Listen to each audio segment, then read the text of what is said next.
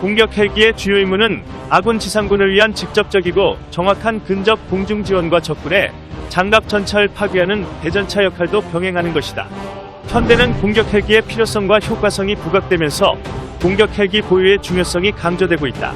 한편 미국과 러시아처럼 강력한 공격 헬기가 필요한 중국은 아파치를 대적할 수 있다는 신무기 개발 운영을 발표하기에 이른다. 이름하여 어디서 많이 본 듯한 WG-10 공격 헬기.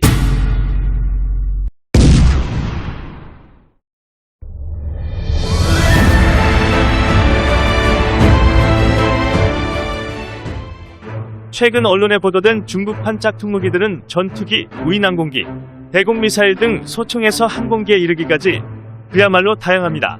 무기를 직접 개발할 수 없는 기술력이기 때문에 군사 선진국의 무기들을 흉내내고 있는 수준이죠. 외형으로 승부하려고 하는 것인지 성능으로는 비빌 수 없는 지경입니다. 하지만 짝퉁무기들을 엄청나게 생산하며 질보다 양으로 승부하는 모습은 주변국을 긴장하게 만들죠. 미국의 공격 헬기 능력이 부러웠는지 아니면 러시아의 공격 헬기 능력이 부러웠는지 중국도 야심차게 공격 헬기를 개발해 현장에 배치하게 됩니다. 2003년 개발이 완료되었고 시험 비행에 나선 공격 헬기, 우지-10 공격 헬기는 외형으로만 보면 어디서 많이 본 것 같은 모습이죠. 사실 우지-10 공격 헬기가 만들어지게 된 사연을 알게 되면 대충 느낌을 받을 수 있습니다. 중국은 러시아의 전신인 소련의 전차 부대를 견제하기 위해 공격 헬기 개발에 혈안이 돼 있었습니다. 1981년부터 프랑스의 AS-365엔 도팡 헬기를 제식명칭 지구라는 이름으로 20년 넘게 라이센스 생산하며 다목적 헬기로 사용하였고 헬기 기술을 축적했습니다. 하지만 진짜 공격 헬기를 운영하기에는 많은 부족함이 있었죠. 소련이 붕괴되고 러시아 정부가 들어서자 중국은 러시아산 밀-28 공격 헬기를 라이센스 생산해서 도입하려고 했으나 예전 수호이 27 전투기를 수입하고 뜯어보지 말라는 계약을 어기며 탄생한 중국산 J-11의 경험을 들어 러시아는 밀-28 공격 헬기의 수출을 불허합니다. 중국이 또 뜯어볼게 뻔했으니 러시아는 공격 헬기의 기술 노출을 걱정하며 거래를 거부했죠. 중국은 자신들에게 공격 헬기 기술을 도난당할 국가를 애타게 찾게 됩니다. 그러나 이미 모든 군사 강국들은 중국의 속셈을 알아채고 자신들의 기술을 중국에 넘기지 않으려 혈안이 되어 있었죠.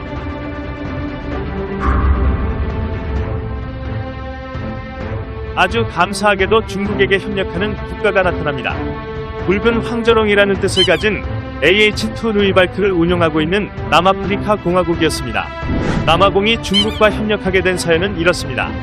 중국이 무기만 사들이면 분해하고 뜯어보며 모방무기를 개발하면서 다른 국가에서는 중국과 군사무기 사업을 전면 중단하기에 이르죠.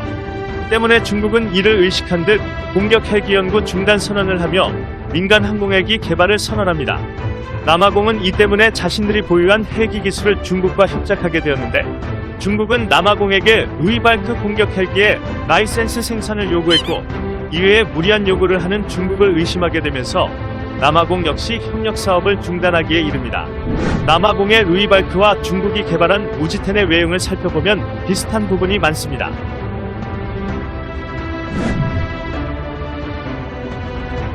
우지-10 공격 헬기의 재원을 살펴보겠습니다.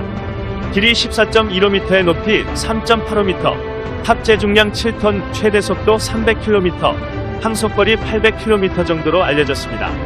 아파치 코브라보다 작고 유로콥터 타이거보다는 약간 큰 사이즈죠. 무장사항으로는 기관포와 로켓포, 중국판 토 대전차 미사일, 중국판 사이드와인더 공대공 미사일 등을 장착할 수 있습니다. 또한 중국은 부족한 기술력을 보완하기 위해 다각도로 기술 도입선을 모색했으며 유나이티드 테크놀로지에서 기술을 빼냈다고 알려졌습니다.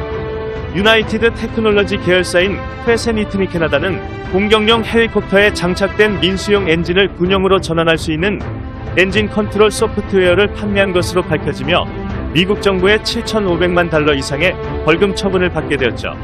중국은 이 기술을 이용하여 G-10 공격 헬기를 생산할 수 있게 되었습니다. 그래도 중국산 무기가 미국산이나 러시아산, 프랑스산을 포함해 우리나라 무기보다 우수하지 않다는 게 보편적인 평가죠. 미국은 1989년 천안문 사태 이후 중국의 헬리콥터를 비롯한 모든 방산물자 수출을 금지하고 있습니다. 사실 중국은 미국으로부터 값비싸고 고급 기술인 헬리콥터 기술을 제공받을 수 있을 뻔했죠. 하지만 자유민주주의를 탄압한 천안문 사태 이후 미국은 중국과의 기술 교류를 금지시킨 상태입니다.